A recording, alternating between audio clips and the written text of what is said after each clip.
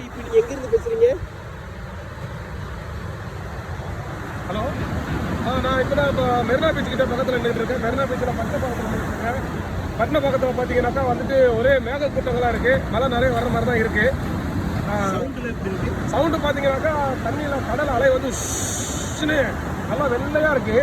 தண்ணியெல்லாம் பாருங்கள், கேமராமேன் காமிக்கிறாரு பாருங்கள். நல்லா தண்ணியெல்லாம் நல்லா வெள்ளையாக தான் இருக்குது, இன்னும் கருப்பாக மாறல. புயல் எப்போ உருவாகும்? புயல் உருவாகிடுச்சுன்னு சொல்கிறாங்க. புயல் உருவாகிட்டே இருக்குது, ஆனால் வர்ற வழியை தான் இன்னும் காணும். ஆனால் ஒரே வெளிச்சமாக தான் இருக்குது. புயல் அடிச்சிச்சுனாலும் நல்லா வேகமாக தான் அடிக்கணும்னு சொல்லியிருக்காங்க. கலர் எதுவும் மாறி இருக்குங்களா? கலர் இன்னும் மாறலைங்க. கலர் இன்னும் வெள்ளை கலராக தான் இருக்குது. மேலே பார்த்தாலும் வெள்ளை கலராக இருக்குது, கீழே பார்த்தாலும் வெள்ளை கலராக தான் இருக்குது. ஏதாவது மாற்றம் வருங்களா?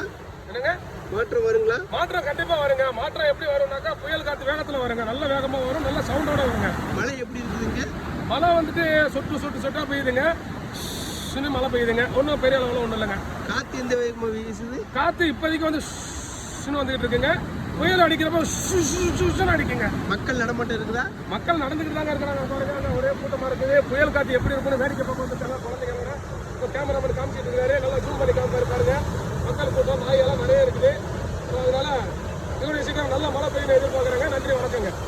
மழையின் வேகம் எப்படி இருக்குது? மழையின் வேகம் வந்து வேகமாக இருக்குங்க. நல்லா பாருங்க, நல்லா வேகமாக தெரியுது பாருங்க. நல்லா வேகமாக இருக்குங்க அலையின் வேகம். மக்களுக்கு போதுமான பாதுகாப்பு கொடுக்குறாங்களா அரசாங்கம்?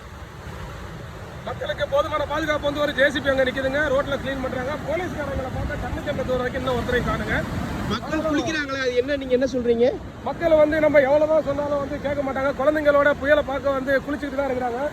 ஆனால் எவ்வளோ சொன்னாலும் அவங்களும் கேட்க மாட்டாங்க. அரசாங்கம் இதுக்கு போதிய நடவடிக்கை எடுத்து மக்களுக்கு பாதுகாப்பு வழங்குமாறு தாழ்மையுடன் கேட்டுக்கொள்கிறேன். கேமராமேன் காளிராஜுடன் உங்கள் செல்வம். வணக்கம்.